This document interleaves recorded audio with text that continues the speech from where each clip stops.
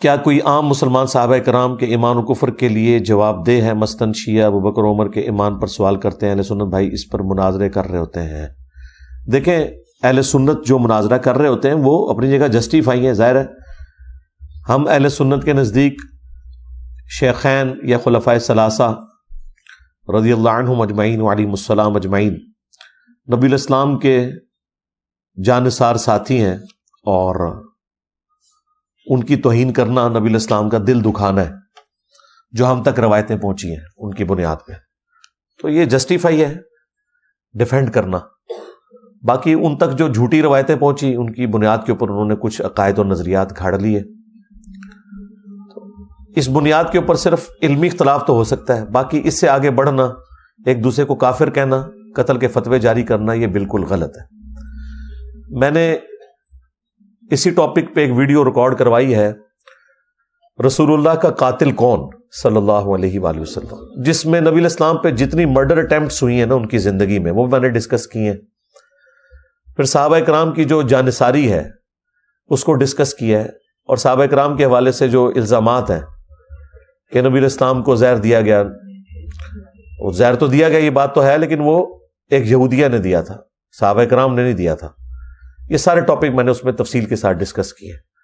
تو مناظرے تو اب آلموسٹ ختم ہو چکے ہیں، زیادہ سے زیادہ اب کوئی ویڈیو کلپس کی فارم میں ایک دوسرے سے بات کرتا ہے، وہ والے معاملات تو ختم ہو چکے ہیں۔ انصار میں سے اگر کسی کی 2 بیویاں تھیں تو اپنے مہاجر بھائی کے لیے ایک کو طلاق دے دی، کیا طلاق ناپسندیدہ عمل نہیں ہے؟ کنواری عورتیں موجود نہ تھیں؟ بھئی کنواری عورتوں کا مسئلہ نہیں تھا، مسئلہ تھا وہ جو مہاجرین تھے نا۔ ویسے تو اس روایت کے اندر بھی کلام ہے، لیکن چونکہ اب روایت ہماری اہل سنت کی کتابوں میں آئی ہوئی ہے، میں اسے صحیح سمجھتے ہوئے اس کا جواب دے رہا ہوں۔ تو اصل ایشو یہ تھا کہ غربت تھی، مہاجرین تو اپنا سب کچھ پیچھے چھوڑ آئے تھے، بغیر حق مہر کے اور باقی ساز و سامان کے نکاح کرنا ایک مشکل کام تھا۔ آج غریب کو کوئی نہیں لڑکی دیتا اپنی، تو اس زمانے میں تو آپ سوچ بھی نہیں سکتے۔ تو اس لیے پھر جو لوگ قربانی کر سکتے تھے انہوں نے اس طرح کی قربانی کی۔ یہ جو طلاق ناپسندیدہ عمل کے طور پہ نہیں ہو رہی تھی، بلکہ ایک اور پسندیدہ عمل کے لیے ہو رہی تھی، اور اس میں ظاہر ہے کہ ان کی بیویوں کی مرضی بھی شامل تھی، ظاہر ہے وہ بھی جانثار تھی کہ ٹھیک ہے ہم دین کے لیے قربانی دیں گے، تو اس لیے تھا، یہ کوئی زبردستی والا معاملہ نہیں تھا۔ جو طلاق ناپسندیدہ ہے وہ طلاق ہے جس میں معاشرے کے اندر بگاڑ آتا ہے اور بلا ضرورت ہو کہ ایک عورت کو آپ چھوڑ دیتے ہیں، اس کا کوئی پرسان حال نہیں ہوتا۔ اس کیس میں تو ایسا کوئی معاملہ نہیں تھا، اس لیے یہ چیز اس سے ڈفرنٹ ہے۔ جمعہ کے خطبہ میں مولوی بات بھی سر لگا کے کرتے ہیں، کیا یہ سنت ہے؟ سر لگا کے بات کرنا تو سنت نہیں ہے، البتہ اچھے لحن کے ساتھ قرآن کی آیات کو پڑھنا یہ سنت ہے، ترنم کے ساتھ قرآن کو پڑھنا۔ صحیح بخاری میں حدیث ہے، نبی الاسلام نے فرمایا جو ترنم کے ساتھ قرآن نہ پڑھے وہ ہم میں سے نہیں ہے۔ اسی طریقے سے جب یہ آیت نازل ہوئی سورہ فتح کی، انا فتحنا لک فتحا مبینا، بے شک ہم نے آپ کو روشن فتح عطا فرمائی صلح حدیبیہ کی شکل میں، تاکہ اللہ تعالیٰ آپ کی اگلی اور پچھلی اجتہادی خطائیں معاف کر دے۔ تو نبی الاسلام اس پہ بڑے خوش ہوئے کہ آپ کو گارنٹی مل گئی ہے، یہ گارنٹی صرف ایک ہی شخص کے لیے، اور یہی وہ بات ہے جو بخاری مسلم ہے، قیامت کے دن ہر نبی کہے گا مجھے آج اپنی فکر ہے، اینڈ پہ حضرت عیسیٰ کہیں گے کہ آج ایک ہی ایسا شخص ہے جس کی اگلی پچھلی اجتہادی خطائیں دنیا میں معاف ہو چکی ہیں، اور وہ محمد رسول اللہ ہے صلی اللہ علیہ وآلہ وسلم، ان کے ہاتھوں پہ شفاعت کا دروازہ کھلے گا۔ تو اس اعتبار سے نبی الاسلام کی یہ بہت بڑی فضیلت ہے۔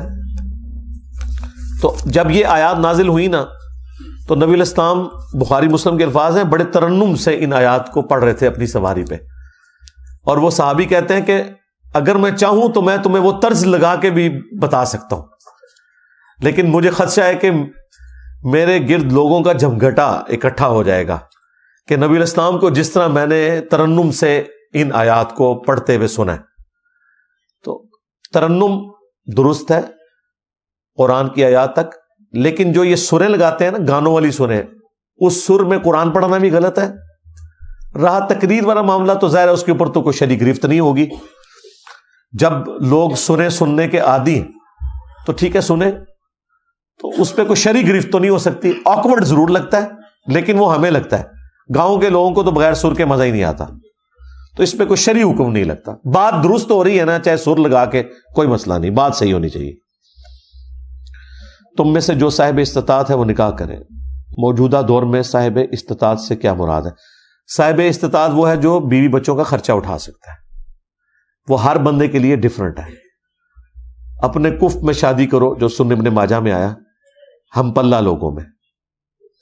باقی اگر کوئی شخص کہتا ہے میں نے بہت اونچے خاندان میں امیر لوگوں میں شادی کرنی ہے اور خود اس کا سورس آف انکم مہینے کا اتنا ہے جتنا اس خاندان کے روزانہ کا خرچہ ہے، تو پھر تو قیامت تک ہی صاحب استطاعت نہیں ہو سکتا وہ.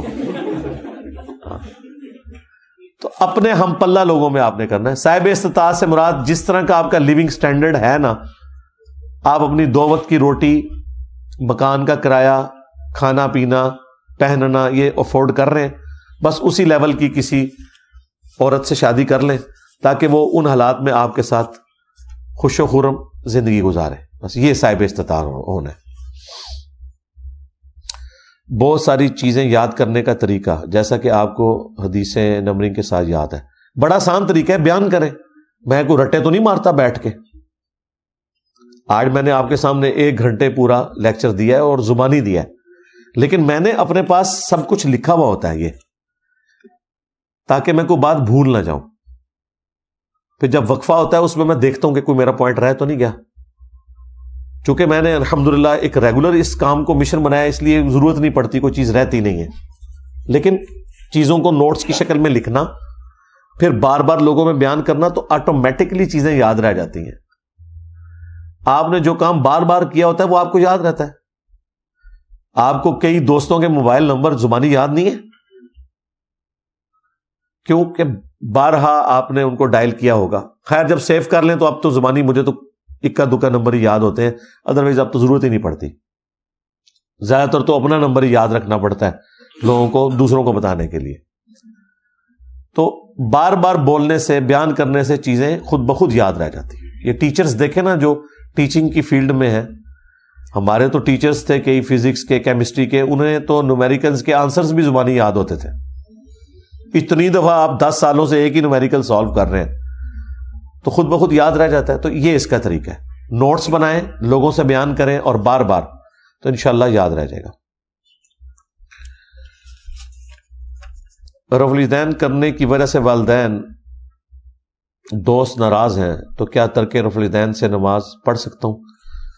بھائی آپ نے اللہ اور اس کے رسول کو راضی کرنا ہے. بس ان دوستوں سے اور ماں باپ سے کہیں کہ نبی کے جیسا ہے ہی کوئی نہیں، تو اسی سے شاہ ہی کوئی نہیں.